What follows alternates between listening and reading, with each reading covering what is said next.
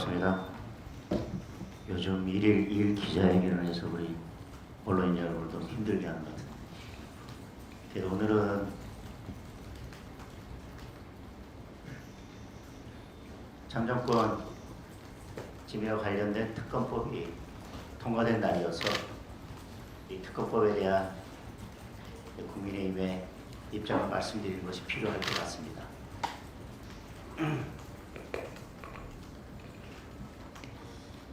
우선 오늘 통과된 특검법의 주요 내용은 두 가지일 겁니다. 첫째는 특검 추천 방식입니다.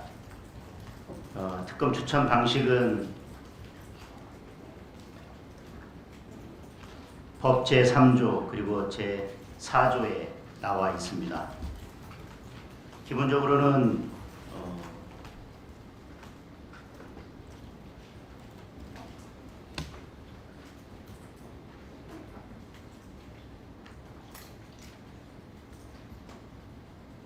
법 제4조에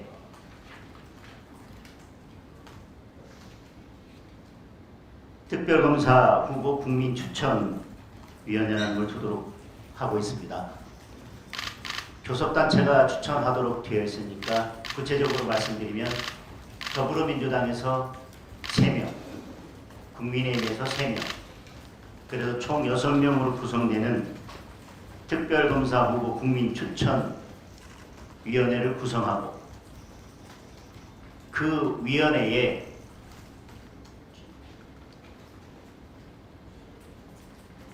대한변호사협회의 장, 그리고 사단법인 법학전문대학원 협의회 이사장 각각 3명씩 특검을 추천하게 되는 것입니다. 다시 말씀드리면 최종적으로 특검 2명을 대통령에 추천할 기구는 더불어민주당에서 3명 그리고 국민의힘에서 3명 추천하는 후보자 추천위원회입니다. 정확한 명칭은 특별검사 후보 국민추천위원회입니다. 그런 국민추천위원회에 특별검사 후보를 추천하는 기관은 대한변호사협회 그리고 법학전문대학원 협의회입니다. 여기에서 각각 3명씩 6명을 추천하면 특별검사 후보 국민추천위원회에서 2명을 결정하게 됩니다. 그런데 그 2명을 결정하는 방식은 법 제4조 5항에 따라서 제적의원 전원의 찬성입니다. 후보 추천에 관해서는 6명이 전부 출석한 상태에서 6명 전원이 찬성해야만 합니다. 따라서 예를 들어 국민의힘에서 추천한 3명의 의원 중에서 단 1명이라도 반대하면 특검을 추천할 수 없는 구조입니다. 따라서 대한변호사협회나 법학전문대학원 협의회에서 3명 추천해서 6명이 추천됐지만 후보자 추천위원회에 6명이 전원이 찬성할 수 있는 후보가 없다면 대한변호사협회와 법학전문대학원협의회는 다시 후보자를 추천해야 됩니다. 거기에서도 6명이 전원이 찬성할 수 있는 후보자가 없다면 또 다시 대한변호사협회와 법학전문대학원협의회는 특별검사 후보를 다시 추천해야 합니다.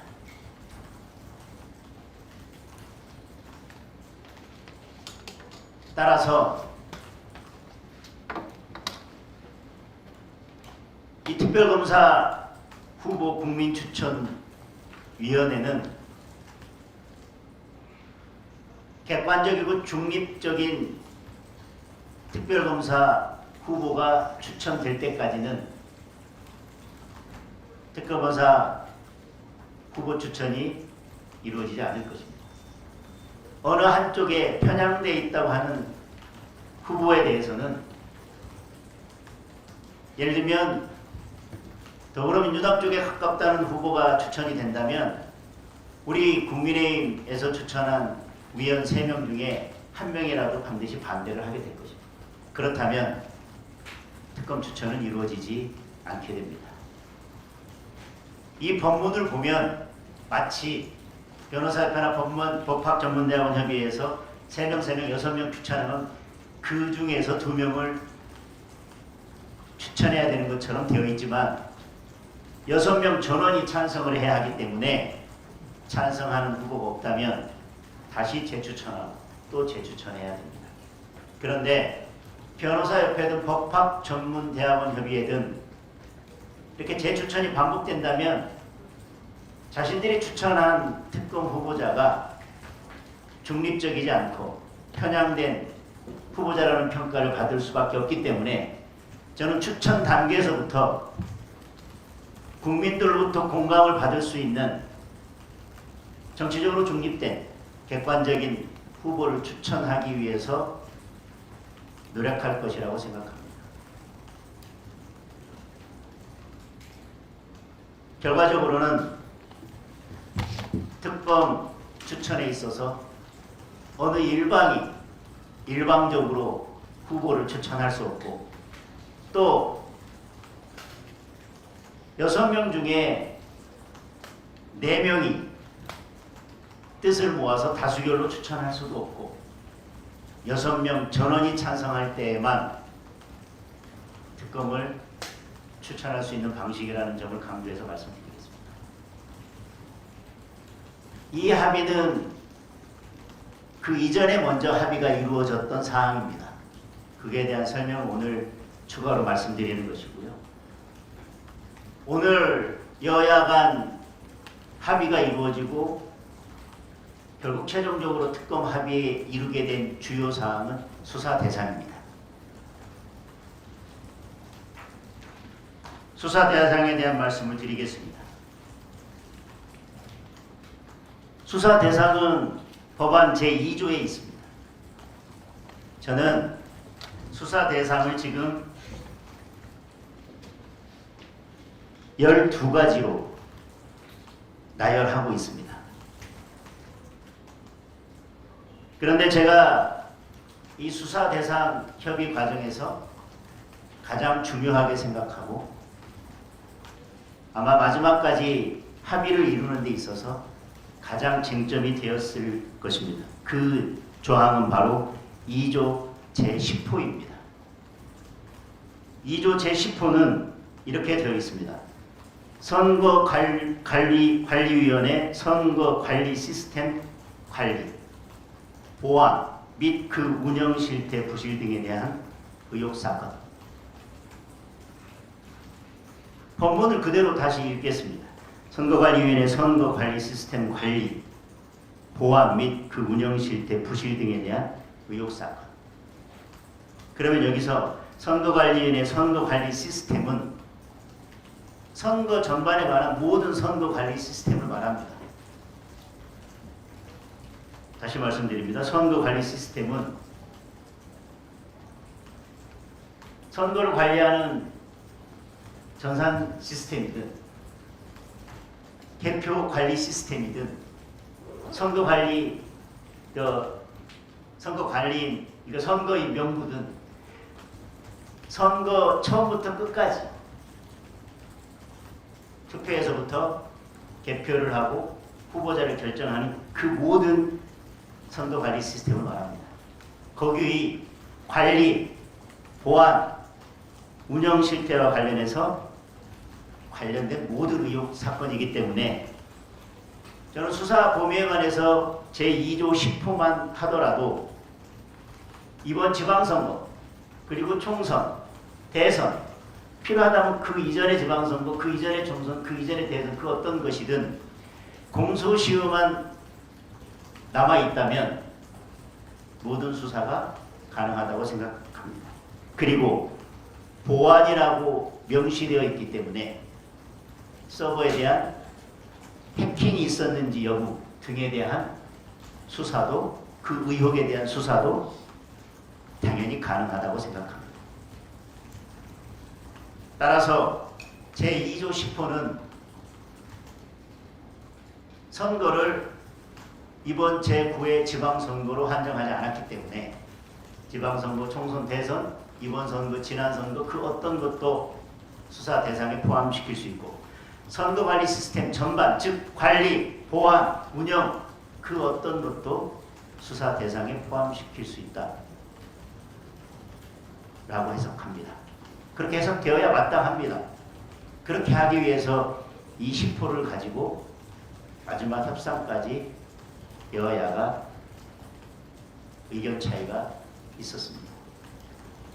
그리고 이와 더불어서 제12호에 보면 1호부터 11호까지 구체적으로 수사 대상을 명시한 다음에 제12호에 1호부터 11호까지의 사건 수사 과정에서 인지된 관련 사건이 포함되어 있습니다. 그러니까 사실상 1호부터 11호까지 수사 대상을 구체적으로 나열하고 그 수사를 하면서 수사기관이 인지한 관련 사건을 포함시켰기 때문에 저는 사실상 이번 수사 대상에는 거의 제한이 없다고 보고 있습니다.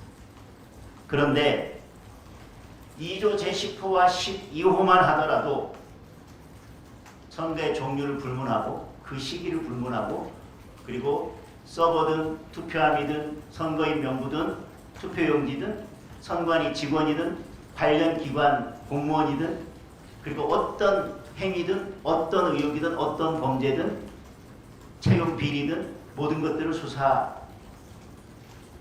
수 있도록 되어 있지만 더 구체적으로 몇 가지 명시한 수사 대상을 보겠습니다. 제1호, 제9회 전국 동시지방선거에서 투표용지 부족으로 국민의 참정권 행사가 침해되었다는 의혹 사건. 사실 이번 사건의 발단이 된 내용입니다. 이번 지방선거에서 투표용지 부족이라는 대한민국 민주주의 역사에서 있을 수 없는 일이 발생했기 때문에 수사 대상의 1호 사건은 바로 이번 전국 동시지방선거에서 투표용지 부족으로 국민의 참정권 행사가 침해되었다는 의혹 사건. 이 사건 전반에 대한 모두를 다 수사할 수 있을 것입니다.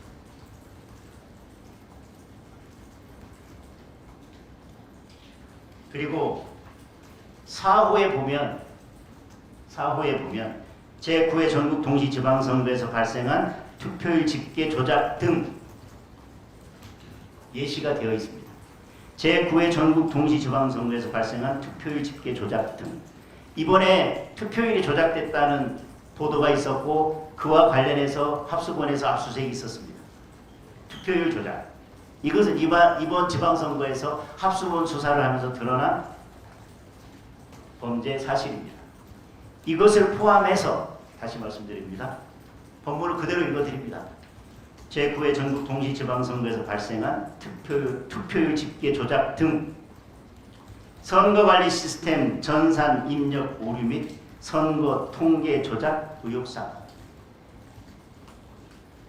다시 말하면 이번 지방선거에서 드러난 투표율 집계 조작을 포함해서 선거관리 시스템에 대한 전산 입력 오류 및 선거 통계 조작에 관한 사건들을 전부 다 수사할 수 있습니다.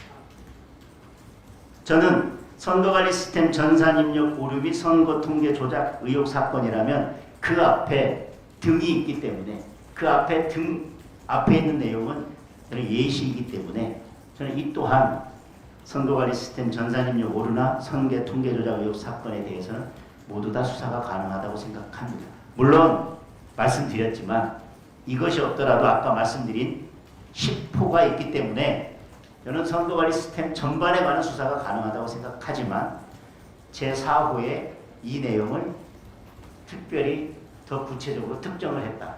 아마 협의 과정에서 이 4호도 여야가 의견 차이가 아마 컸었던 조항이지 않을까 싶습니다. 그리고 6호에 보면 중앙선거관리위원회를 비롯한 관계기관 공무원이 선거 관련 사고 의혹 보고 과정에서 사실을 누락, 축소, 은닉, 은폐한 의혹 사건. 저는 이 조항만 하더라도 대부분의 예를 들면 투표율을 조작하거나 잘못 입력하고 보고를 하지 않거나 해킹 사실을 발견하고 보고를 누락하거나 이 모든 선거관리 전반에 대한 것이 저는 이 조항에서도 저는 거의 다 포함될 수 있다고 생각합니다. 그리고 8호에 보면 또 이게 있습니다. 국정조사 과정에서 드러난 선거관리 부실 사건. 국정조사에서 드러난 모든 부실 사건이 또 선거 이번 특검 수사 대상에 포함되어 있습니다. 그리고 11호에 보면 선거관리위원회 및 선거관리위원회 직원에 대한 고소고발 사건. 다만 이번 지방선거 관련해서 2026년 7월 29일까지 접수된 고소고발 사건에 한한다고 이것은 구체적으로 그 선거의 종료와 기한을 명시했습니다. 왜? 이 기한을 명시하지 않는다면 모든 사건을 고소고발로 만들 수 있기 때문에 사실 수사 대상을 한정하는 것이 의미가 없을 것입니다. 따라서 이 부분은 선거 종료와 기간을 명시할 수밖에 없는 현실적인 한계가 있고 만약에 그 제한을 하지 않는다면 사실상 수사 대상을 규정하는 것이 의미가 없기 때문에 이 부분은 그런 측면에서 이해할 수 있다고 생각합니다.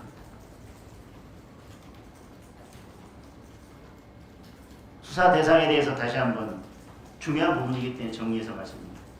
10호에 선거관리위원회 선거관리 시스템 관리, 보안 및 그 운영 실태, 부실 등에 대한 의혹 사건 이 조항 하나가 저는 선거의 종료나 시기나 그 어떤 것도 묻지 않고 모든 의혹에 대한 수사가 가능하다고 생각합니다.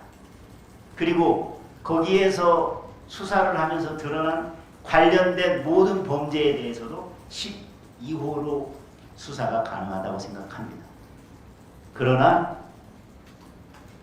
그런 조항 외에도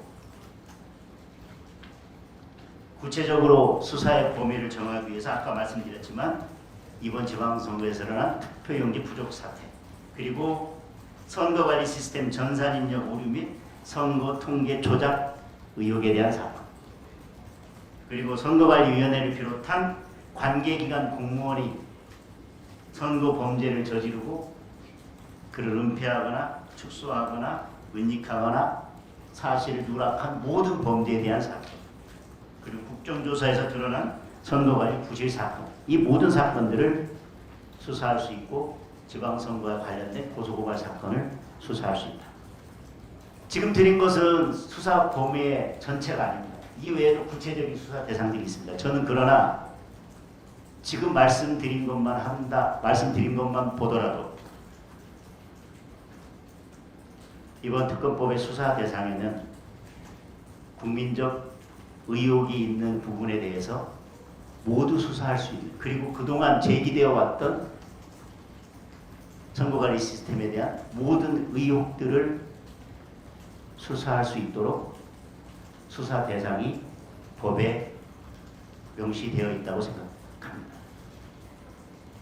이제 남은 것은 특검을 제대로 추천해서 임명하는 것입니다. 그리고 이렇게 구체적으로 그 다음에 전방위적으로 수사할 수 있도록 수사 대상을 정해놨기 때문에 결국 특검의 수사 의지와 수사 능력이 문제된다고 할 것입니다. 그리고 또 하나 이번 합수부 수사에서 드러났지만 서버에 대한 압수수색 영장을 발부하면서 중요한 선관위 직원의 메신저나 이메일에 대한 압수수색 영장을 기각했습니다. 납득하기 어렵습니다. 투표율이나 득표율, 통계 숫자를 조작했다면 그것이 이루어진 과정에 대한 메신저나 메일 등을 들여다봐야 할 것입니다. 오늘 보도에 따르면 선관위에서 엑셀 파일로 어떤 숫자를 어떻게 조작해서 입력할지에 대한 지시를 했다고 합니다. 그러면 그걸 메신저로 받았는지 이메일로 받았는지 그리고 어떤 내용의 지시가 있었는지 당연히 들여다보는 것이 지극히 정상적일 것입니다. 따라서 이제 남은 것은 제대로 된 특검을 임명하는 것 그리고 특검이 의지를 가지고 대한민국 민주주의의 근간이 훼손된 이번 참정권 훼손 사태에 대해서 제대로 수사하는 것 그리고 법원이 어떤 편견도 없이 대한민국 민주주의를 다시 살리기 위해서 이 특검의 수사에 대해서 공정하고 객관적인 결정과 판결을 내리는 것, 그것만이 이제 남아있는 과제라고 할 것입니다. 아마 여기 개혁에 계신 언론인 여러분들께서도 수사 범위, 그러니까 수사 대상에 대해서는 이러한 합의가 어떻게 이루어질 수 있었을까라고 생각이 드실 것입니다. 저는 이렇게 수사 범위에 대해서 합의가 이루어질 수 있었던 것은 6월 3일부터 오늘까지 거의 60일 가까이 참정권 회복을 위해서 국민의 소중한 한 표를 되찾기 위해서 열심히 싸우고 계신 우리 시민들 덕분이라고 생각합니다. 그리고 그동안 특검법 처리 과정을 보면 다수당인 민주당이 일방적으로 의석수를 앞세워 밀어붙였던 전례들을 우리는 많이 보아왔습니다. 이번에도 특검을 하는 척만 하고 사실상 특검 추천도 민주당의 입맛대로 할 수 있도록 만들고 수사 대상도 6.3 지방선거 투표용지 부족 사태에 한정해서 특검법을 통과시키고 싶은 마음이 민주당의 마음이었을 것입니다. 그럼에도 불구하고 지금까지 싸워오신 시민들의 그 노력 덕분에 여기까지 원내 지도부가 합의를 이루어낼 수 있었다고 생각합니다.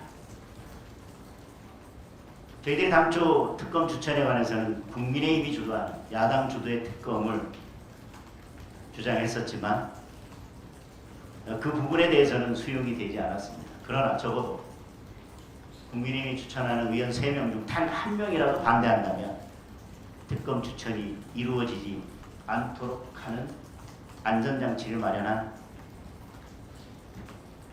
추천위원회를 구성하도록 한 것, 수적 열세에도 불구하고 협상력이 있어서 여러 한계가 있음에도 불구하고 원내 지도부가 지금까지 노력해준 덕분에 오늘의 합의가 있었다고 생각합니다. 그리고 그 큰 전제는 6월 3일부터 오늘까지 24시간 올림픽공원에서 아니면 또 다른 곳에서 힘을 모아주고 계신 시민들 덕분이라고 생각합니다. 설명을 마치겠습니다. 질문 있으면 질문 받겠습니다.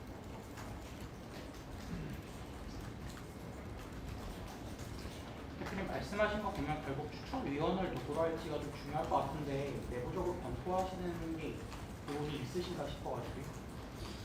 아마 추천위원을 구성하는 게 가장 중요한 과제 중에 하나가 됐습니다. 지금 질문하신 것처럼 저희들이 3명을 추천해야 되는데 법조계에 계신 분들 중에서 학계 그리고 또 우리 검찰에 계셨던 분, 법원에 계셨던 분들 위원 추천을 받아서 이 추천 협상을 가장 잘 해나갈 수 있는, 그리고 결국 국민들이 수긍할 수 있는 그런 특검이 추천되어야 되지 않겠습니까? 이렇게 중요한 사건에서. 그리고 우리 시민들께서 60일 가까이, 국민들께서 60일 가까이 싸워주고 계신데 그 일을 잘 해낼 수 있는 3분을 모시기 위해서 이 합의안이 합의됐을 때부터 추천받고 위원들을 검토해 오고 있고요. 지금도 계속 추천받으면서 검토하고 있습니다. 추천위원회를 잘 구성하는 것이 이 특검법이, 결국 이 특검이 성공하는 첫 번째 단초라는 생각을 가지고 위원 추천에서부터 저희들이 세심하게 꼼꼼하게 살피면서 추천하도록 하겠습니다. 절차적으로는 누구를 추천하실지 최종적으로 결정하는 거를 뭐 최고위에서 결정하실 건가요? 아니면 어떤 방식으로 하실까요? 뭐 특별히 위원 추천 과정에 있어서 당 지도부 즉 최고위의 의결이 필요한 사항은 아니지만 당대표와 원내대표가 이 차후 특검 추천이나 여러 가지 문제에 있어서 긴밀하게 협의하면서 진행하도록 하겠고요. 만약에 결정이 이루어진다면 적어도 우리 당 지도부 최고위원회에 보고하고 그 의견을 듣고 추천하도록 하겠습니다. 데드라인도 있을까요? 오늘 국정조사 특위 활동 기한이 8월 31일까지로 연장됐습니다. 그러면서 재검표를 특검과 함께 하겠다고 의결을 했고요. 근데 일단 잠정적으로 8월 18일로 그 날짜를 잡아두었습니다. 저는 이 특검 추천이 적어도 그 전에 이루어져서 국정조사 특위의 재검표 과정에 특검이 반드시 참여할 수 있도록 하는 것이 맞다. 최대한 그 전까지 특검이 구성되도록 그래서 특검이 일을 시작할 수 있도록 하는 게 맞다. 다만 그때까지 특검이 제대로 추천되지 않는다면 저는 재검표 일자도 다시 합의를 통해서 조정하는 것이 맞다고 생각합니다.